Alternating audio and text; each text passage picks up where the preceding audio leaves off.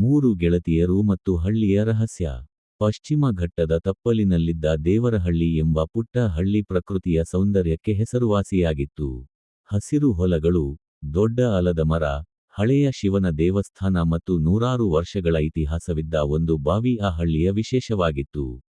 ಆ ಹಳ್ಳಿಯಲ್ಲಿ 3 ಆತ್ಮೀಯ ಗೆಳತಿಯರು ಇದ್ದರು, ಕಾವೇರಿ, ಮೀರಾ ಮತ್ತು ನಂದಿನಿ. ಕಾವೇರಿ ಧೈರ್ಯಶಾಲಿ. ಹೊಸ ವಿಷಯಗಳನ್ನು ತಿಳಿಯುವ ಕುತೂಹಲ ಅವಳಿಗೆ ಹೆಚ್ಚು. ಮೀರಾ ಚುರುಕು ಮತ್ತು ಬುದ್ಧಿವಂತೆ.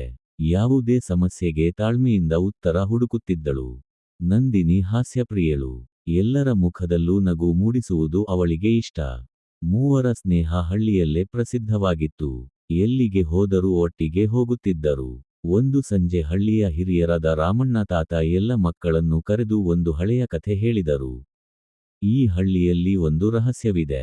ಶಿವನ ದೇವಸ್ಥಾನದ ಹಿಂದೆ ಇರುವ ಹಳೆಯ ಬಾವಿಯ ಬಳಿ ಹುಣ್ಣಿಮೆಯ ರಾತ್ರಿ ವಿಚಿತ್ರ ಬೆಳಕು ಕಾಣುತ್ತದೆ. ಹಲವರು ಅದನ್ನು ನೋಡಿದ್ದೇವೆ ಎಂದು ಹೇಳುತ್ತಾರೆ. ಆದರೆ ಅದರ ಸತ್ಯ ಯಾರಿಗೂ ಗೊತ್ತಿಲ್ಲ.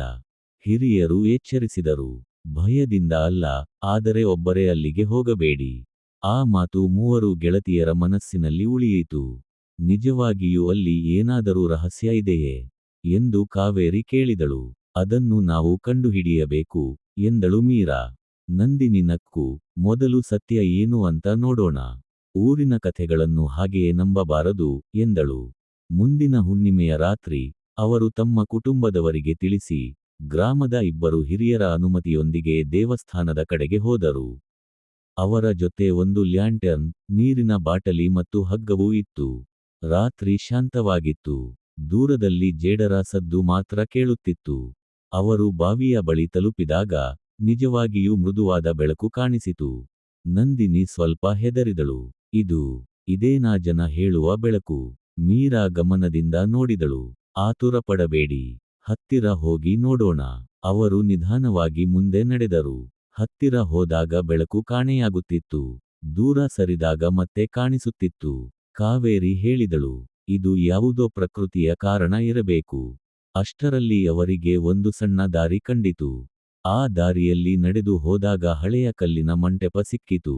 ಮಂಟಪದ ಗೋಡೆಯ ಮೇಲೆ ಹಳೆಯ ಕನ್ನಡದಲ್ಲಿ ಕೆಲವು ಸಾಲುಗಳು ಕೆತ್ತಲಾಗಿದ್ದವು. ಅದರ ಅರ್ಥ ಹೀಗಿತ್ತು: ಈ ಹಳ್ಳಿ ಉಳಿಯುವುದು ಒಗ್ಗಟ್ಟು, ಪ್ರಾಮಾಣಿಕತೆ ಮತ್ತು ನೀರನ್ನು ಗೌರವಿಸುವ ಜನರಿಂದ. ಅವರು ಆಶ್ಚರ್ಯದಿಂದ ಒಬ್ಬರನ್ನೊಬ್ಬರು ನೋಡಿದರು.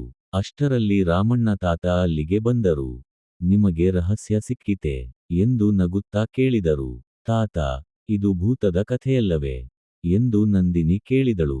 ರಾಮಣ್ಣ ತಾತ ಹೇಳಿದರು, ಇಲ್ಲ, ಹಲವು ವರ್ಷಗಳ ಹಿಂದೆ ಜನರು ಈ ಬಾವಿಯನ್ನು ಕಾಪಾಡಲೆಂದು ಇಂಥ ಕಥೆಗಳನ್ನು ಹೇಳುತ್ತಿದ್ದರು.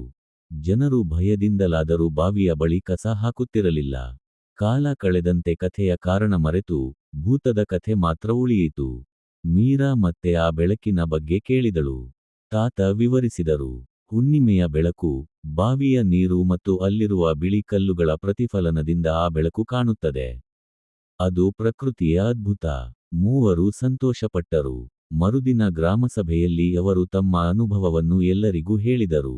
ನಾವು ತಿಳಿಯದ ವಿಷಯವನ್ನು ಮೂಢನಂಬಿಕೆಯಾಗಿ ನೋಡಬಾರದು ಎಂದಳು ಮೀರಾ. ಹಿರಿಯರು ಹೇಳಿದ ಕಥೆಗಳ ಹಿಂದೆ ಕೆಲವೊಮ್ಮೆ ಒಳ್ಳೆಯ ಉದ್ದೇಶ ಇರುತ್ತದೆ ಎಂದಳು ಕಾವೇರಿ. ಭಯಕ್ಕಿಂತ ಸತ್ಯವನ್ನು ಹುಡುಕುವುದು ಮುಖ್ಯ ಎಂದು ನಂದಿನಿ ಹೇಳಿದಳು. ಆ ದಿನದಿಂದ ಹಳ್ಳಿಯ ಯುವಕರು ಸೇರಿ ಬಾವಿಯನ್ನು ಸ್ವಚ್ಛವಾಗಿಟ್ಟರು. ದೇವಸ್ಥಾನದ ಬಳಿ ಒಂದು ಫಲಕವನ್ನು ಅಳವಡಿಸಿದರು. ನೀರನ್ನು ಉಳಿಸಿ, ಪ್ರಕೃತಿಯನ್ನು ಕಾಪಾಡಿ, ಸತ್ಯವನ್ನು ಅರಿತುಕೊಳ್ಳಿ. ವರ್ಷಗಳ ನಂತರವೂ ದೇವರಹಳ್ಳಿಯಲ್ಲಿ ಈ 3 ಗೆಳತಿಯರ ಕಥೆಯನ್ನು ಮಕ್ಕಳಿಗೆ ಹೇಳುತ್ತಿದ್ದರು. ಜನರು ಅದನ್ನು ಹಳ್ಳಿಯ ರಹಸ್ಯ ಎಂದು ಕರೆಯುತ್ತಿದ್ದರು. ಆದರೆ ಆ ರಹಸ್ಯ ಭೂತ ಅಥವಾ ಮಾಯೆಯದ್ದಲ್ಲ, ಸತ್ಯ, ಪ್ರಕೃತಿ ಮತ್ತು ಒಗ್ಗಟ್ಟಿನದ್ದಾಗಿತ್ತು. ನೀತಿ: ಕೇಳಿದ ಪ್ರತಿಯೊಂದು ಮಾತನ್ನು ನಂಬಬಾರದು, ಸತ್ಯವನ್ನು ಪರಿಶೀಲಿಸಬೇಕು. ಹಿರಿಯರ ಕಥೆಗಳ ಹಿಂದೆ ಕೆಲವೊಮ್ಮೆ ಸಮಾಜದ ಒಳಿತಿಗಾಗಿ ಇರುವ ಸಂದೇಶ ಅಡಗಿರುತ್ತದೆ.